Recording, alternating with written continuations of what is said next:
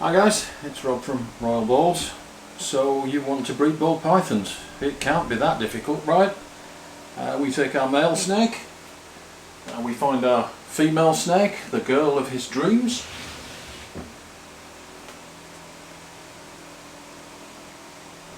We pop him in the tub and we close it up.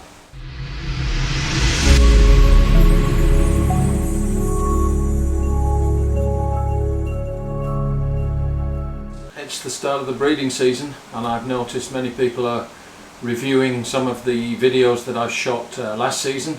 My Breeder Female series is back in vogue again and people are watching that. So what I'd like to do is another series as we go through this season, but rather than repeat that same series, me showing you snakes, what I thought I'd do is to allow you guys an opportunity to ask questions. I certainly cannot tell you how to breed ball pythons. I can only tell you how I breed ball pythons and share some of my experiences with you. So I'll be producing a video and we'll call it So You Want to Breed Ball Pythons, and I'll do them at intervals when I see new stuff in my snake room that may interest you guys as we go through this season, or if I need to answer questions. So jump down in the comments below and start asking questions and we can cover them for everybody. And rather than me just talking, I want to allow my snakes to answer your questions. So we'll use real snakes in this series, and I'll show you my snakes during the season. So let's get after it. Let me just give you an idea of what sort of size females are when they breed. This is one of my biggest females, a big Savannah female. She's about 3 kilos, and you can see just looking at my hand how thick she is. She's bred for me last season, so obviously this girl is well up to size and well capable of breeding. So this female here is obviously a smaller female, but she's also very, very thick. She's over 2.5 years old, weighs close to 2,000 grams, and again this is what I would call an average size for a breeder female. This is a big one. This is an average size breeder female. She laid 9 eggs this year. I find my bigger snakes tend to lay bigger eggs, but not necessarily more. Obviously the larger females on average lay more eggs, but I often get larger eggs from my larger females as well, so no guarantees, and some of my smaller females have given me 8 egg clutches too. So these are 2 females which I have no doubt are ready for breeding, and let's just contrast that with this girl here. This girl is 2 years old and she hasn't yet bred for me, and she's on the cusp, but this is a girl that I'm not considering breeding this year. I was going to give her another year, so that just gives you an idea of the sort of size. There's my hand, and just to give you an idea of what sort of size this girl is, as I say, she is on the cusp, and it really depends. If she starts exhibiting breeding behaviour, I may pair her up towards the back end of next season, so give her another 6 to 8 months and we may be looking at breeding her, but I'm not pairing her yet. I don't think she's ready yet, and if you have any doubt at all, then let's give her away. She is over 2 years old. She isn't as big obviously as the other snakes in here, and this is a snake that some breeders would consider breeding, and ultimately it's up to the snake itself whether it wants to breed or not, but my thought is that this girl is still a little bit on the small side. I haven't weighed her, that's just based on the look and the age of the snake, so let's give her away. If you're in doubt, you can always weigh your snakes to give you a little bit of a guide as to whether they're ready or not, but ultimately it's the condition of the snake, not the size and the weight, and it's up to her when she decides to breed. So let's give this girl away and you can see what she weighs in comparison to obviously these 2 larger snakes here. So let's get the scales on the tub and we'll zero the scales. There we go, 0.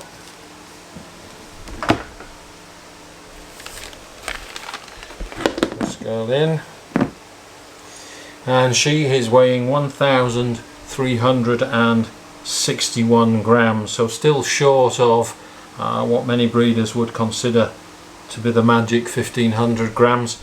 As I said, I base it on visual, the look of the snake, and this girl to me was not big enough, but she might go later next year. Are there any downsides to pushing this girl along and trying to get her to breed early?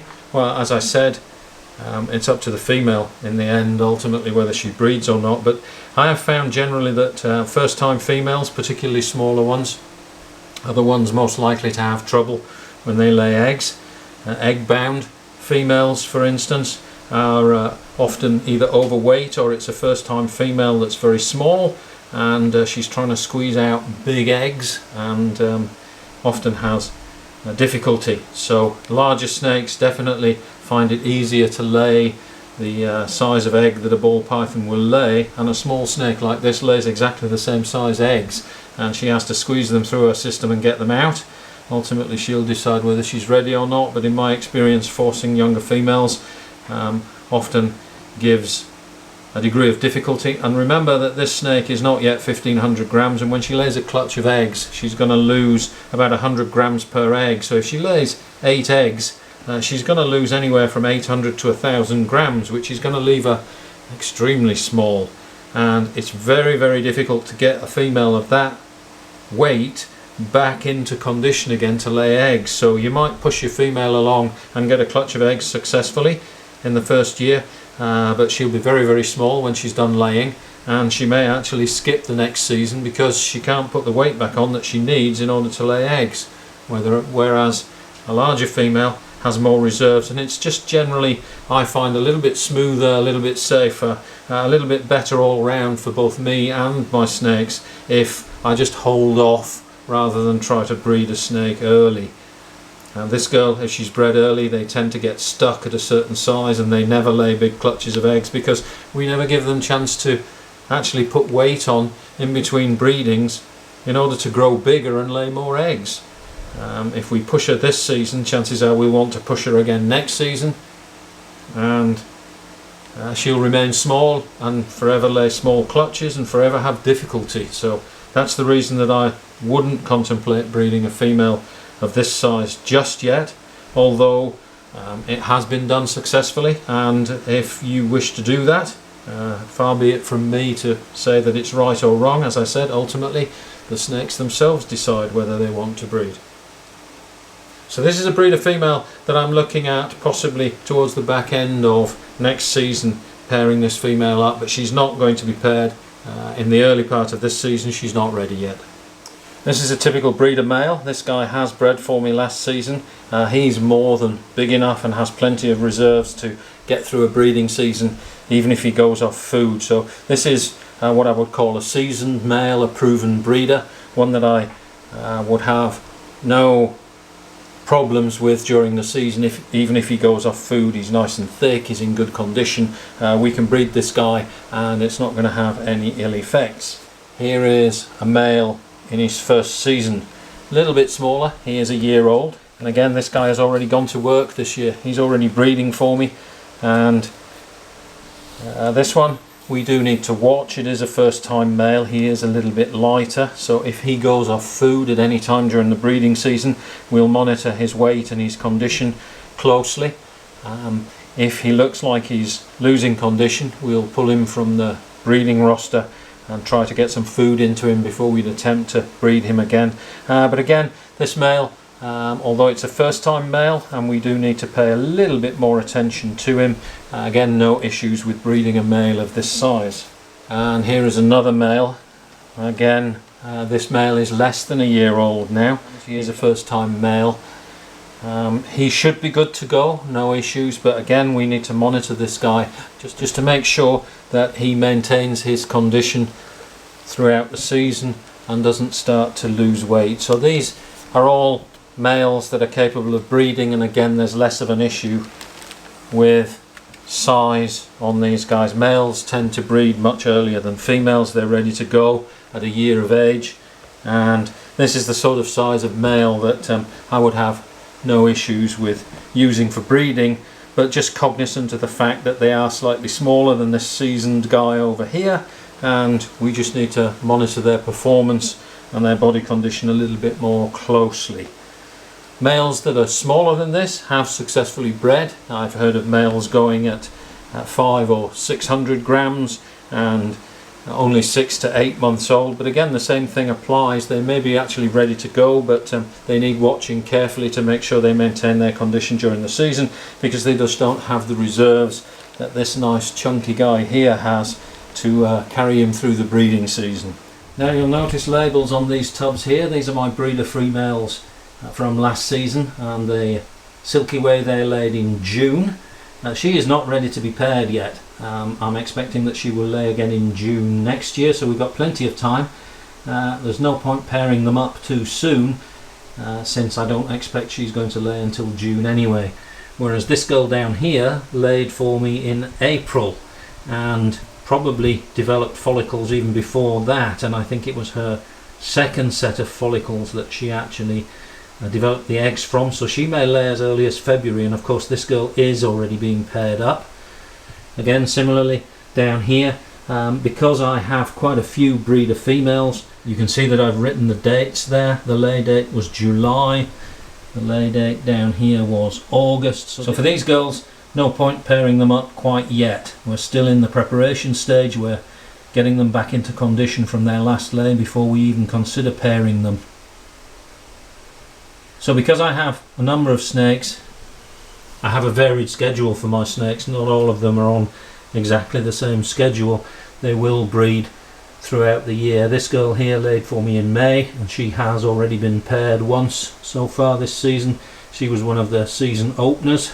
So this girl here didn't lay until August, and she's not part of the first round pairings. We're still trying to get her back into condition, so no point pairing her just yet. She needs to fill out before we start pairing.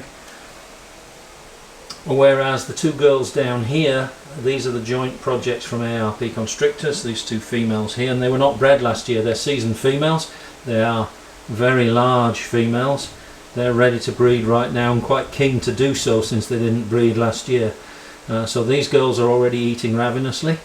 They have been paired successfully. They've had one pairing, and now we're just watching their development, their follicle development, and seeing how we go later in the season. But I expect these girls are probably going to lay early in the season, and because they weren't bred last year, they seem to be quite keen to do so. Okay guys, it's feeding day, and I brought rats in about 2 minutes ago. All these females, and I know just what's going to happen when I open those tubs. And these two females at the bottom here are females that have not bred for 2 years.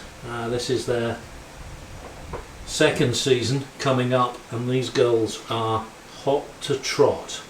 They've been paired once, and now they are immediately going through that ravenous feeding stage. So these ones are going to get frozen thawed because these are big girls. I've got some big frozen thawed rats for them.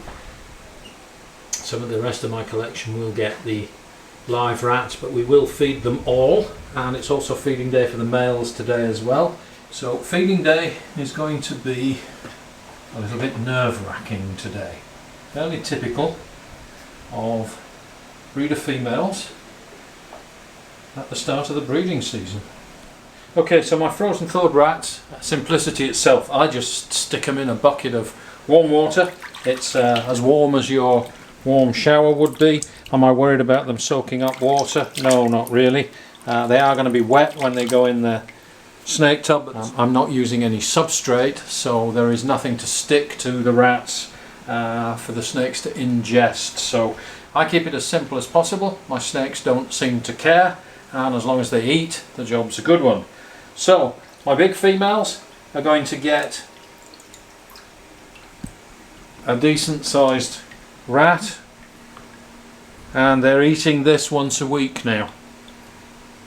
So these would be my 2 kilo plus breeder females, and some of my smaller females are actually getting much smaller rats. A lot of my females here are not actually at the peak of their follicle build yet, so they would get a rat of this size also about once a week. So we're increasing the frequency of feeding, but we're making sure that we're not overfeeding by keeping the rats a little bit on the small side. But these girls here, they're very, very keen to breed, so they're getting a decent sized meal. Now their feeding response will be aggressive. So what we do,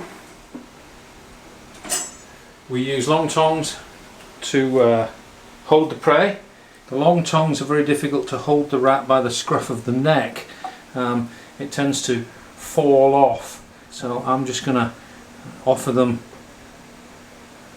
in a way that's most convenient. So here's the rat, and we stand back because you can see the snake is right there.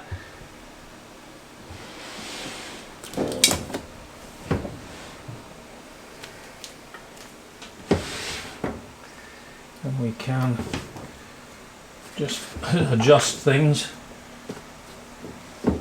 so that we can close the tub. You can see this girl also is ready to eat.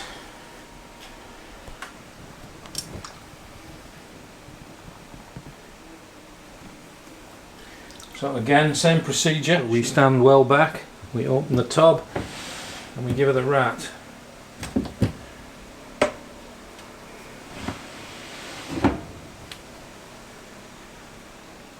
Let's do the big Savannah girl here. She's also hot to trot. So again, we take one of the big rats. You can see her right here at the front of the tub. So again, we use the hook. So that's feeding frozen thawed.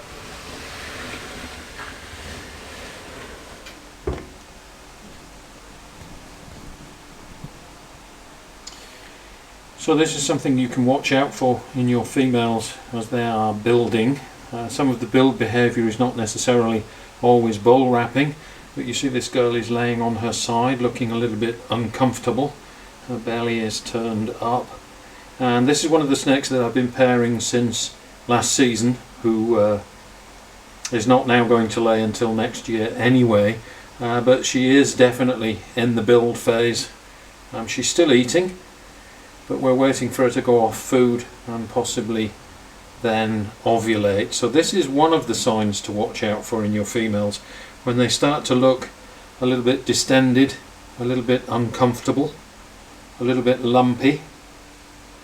Not necessarily always bowl wrapping, but sometimes just laid in unusual positions like this girl.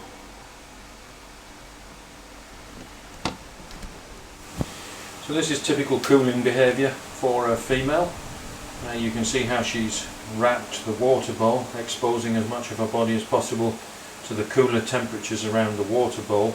I don't use heat mats, so there is no temperature gradient in the tubs, but the ceramic water bowls generally are about 5 degrees cooler than the tub itself due to evaporation, and so that's what this female is doing. She is still eating, she's in her build phase, but this is typical cooling behaviour for my snakes during this build phase. Early days yet in the season, but this female is clearly cool seeking.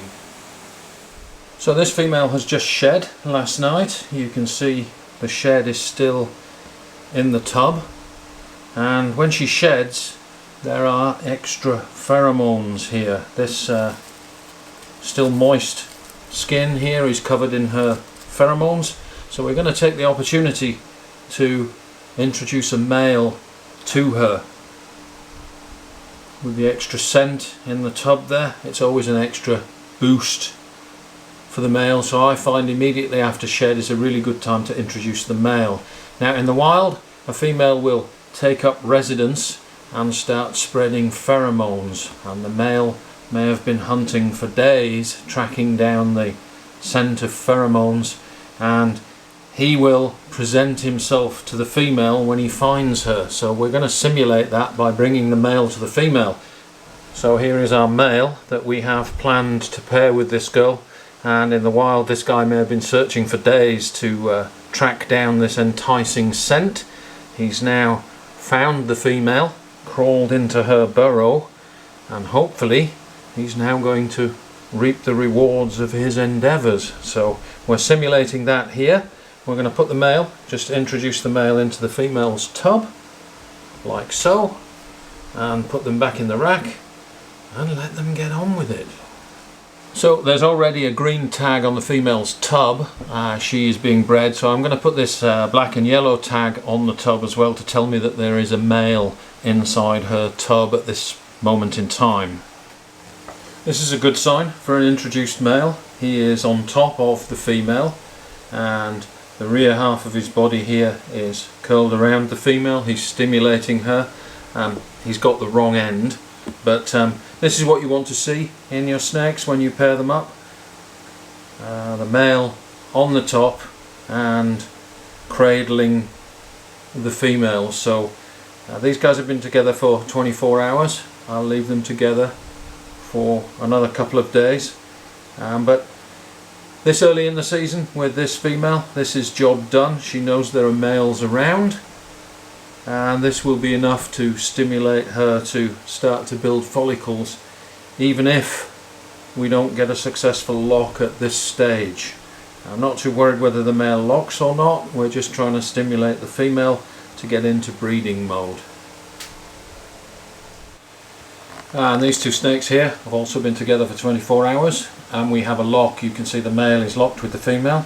This is a spider female for those paired to an Orange Dream Calico. You will notice that the female has made a mess of her tub. She's peed everywhere. There are urates in here. That scent is not only stimulating the male that's in her tub, it is also stimulating the males and the females in the rest of my snake room. They can also smell the pheromones. I'm going to put them back now so I don't disturb them. The smell is useful in the snake room to kick everybody into gear, not just the snakes that are breeding right now.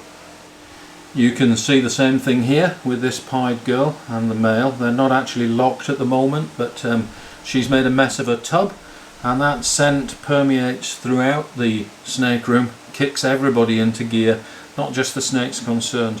So leave the tub dirty. I use that scent deliberately to kick my season off, and I will clean the tub out once they're finished and they've been separated. But you will find during the breeding season that it's very common for the female, as soon as she goes into her newly cleaned tub, that she will pee again. She's very comfortable with her own scent, and that's her calling card telling all the males that might be in the vicinity to come get some. So don't clean it out. As long as she's not too wet in here, leave her in her own scent, because I find that stimulates the rest of the room without having to do any of those fancy putting male sheds in and rubbing sperm on the female. These snakes have a very, very sensitive sense of smell. They can smell rats when they come into the room.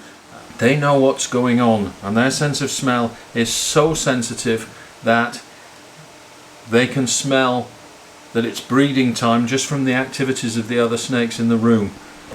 The male is getting plenty of competition from the scent being put out by all the other males. So I've found generally that all these tips and tricks to get your snakes to lock are totally unnecessary in my snake room, at least, because all the snakes can smell each other as we move through the breeding season. They don't need the scent in the tub, they just need the scent in the room. So let's put these guys back. They've been together for 24 hours, and immediately I put the male in, she peed.